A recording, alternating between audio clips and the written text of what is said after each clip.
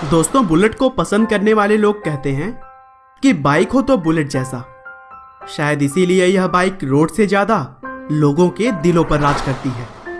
और इसके ऐड हम भले ही टीवी पर ज्यादा न देखे हों, लेकिन इस बाइक की ताकत से कोई भी अनजान नहीं है। जी हाँ दोस्तों, मैं बात कर रहा हूँ रॉयल एनफील्ड की, जिसके न सिर्फ भारत में बल्कि पूरी दुनिया में करोड़ों फैंस हैं। और इस ब्रांड की लोकप्रियता का अंदाजा इसी बात से लगाया जा सकता है कि रॉयल एनफील्ड के कस्टमर्स इतने ब्रांड लॉयल होते हैं कि इसके नई बाइक के लिए वे कई महीनों तक वेट कर सकते हैं।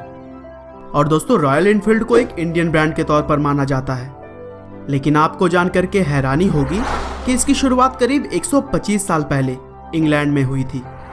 और फिर आगे चलकर यह भारतीय ब्रांड कैसे बना, इसके पीछे भी बड़ी दिलचस्प कहानी है। तो चलिए दोस्तों, लोगों के दिलों पर राज करने वाली इस ब्रांड की सक्सेस स्टोरी को हम शुरू से जानते हैं। दोस्तों, रॉयल एनफील्ड की शुरुआत अल्बर्ट एडी और R.W. स्मिथ ने साल 1892 में किया था।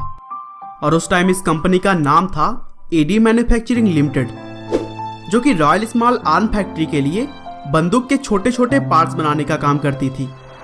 और फिर आगे चलकर 1896 में एडी मैन्युफैक्चरिंग के अंतर्गत ही एक और कंपनी बनाई गई, जिसका नाम दिया गया the new Enfield cycle company.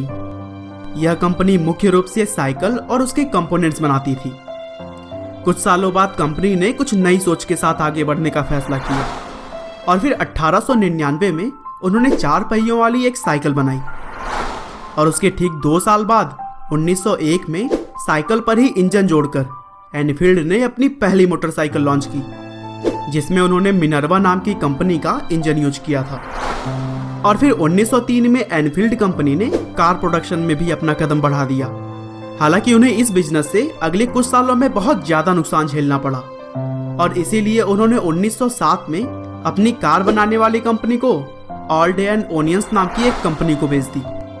लेकिन मोटरसाइकिल बनाने में कंसंट्रेट करने के बाद एनफील्ड को सबसे बड़ी सफलता 1914 में मिली, जब पहले वर्ल्ड वार के दौरान उन्हें ब्रिटिश वॉर डिपार्टमेंट को मोटरसाइकिल सप्लाई करने का एक बड़ा ऑर्डर मिला। और फिर इंपीरियल रशियन गवर्नमेंट ने भी उन्हीं से मोटरसाइकिल खरीदने का फैसला किया। यहाँ से एनफील्ड की मोटरसाइकिल्स बहुत तेजी से प्रसिद्ध होने लगी। और फिर दूसरे वर्ल्ड वार के दौरान ब्रिटिश अथॉरिटीज ने एनफील्ड के साथ मिलिट्री मोटरसाइकिल बनाने का एक बड़ा कॉन्ट्रैक्ट साइन किया। और फिर दूसरे विश्व युद्ध में एनफील्ड की मोटरसाइकिल्स बहुत बड़े स्तर पर यूज की गई।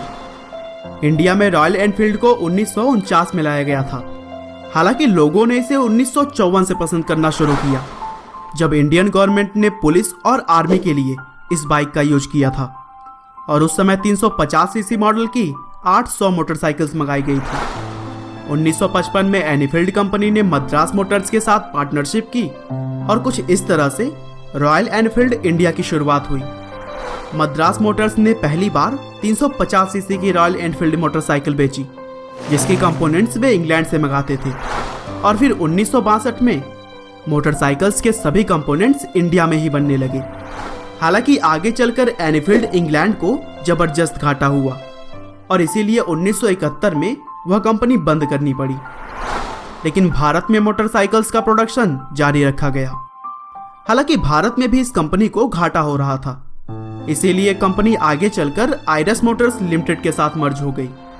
और फिर आयरस ग्रुप के मालिक विक्रम लाल के बेटे सिद्धार्थ ने साल 2000 में आउटलेट्स और मार्केटिंग के दम पर फिर से इस मोटरसाइकिल्स की सेल बढ़ा दी, क्योंकि उन्होंने समय के हिसाब से डिजाइन में परिवर्तन किया था। और एनफील्ड बाइकर्स के लिए अलग अलग राइड भी ऑर्गेनाइज करती है, जिससे लोगों में भी इस मोटरसाइकिल का क्रेज बढ़ता है।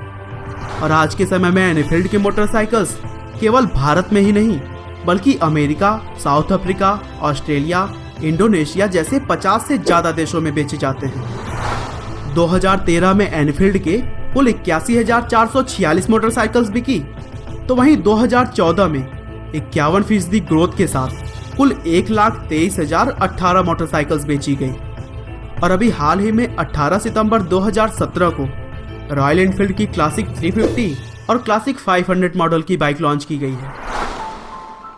दोस्तों, मुझे उम्मीद है कि आपको रॉयल एनफील्ड की यह स्टोरी जरूर पसंद आई होगी।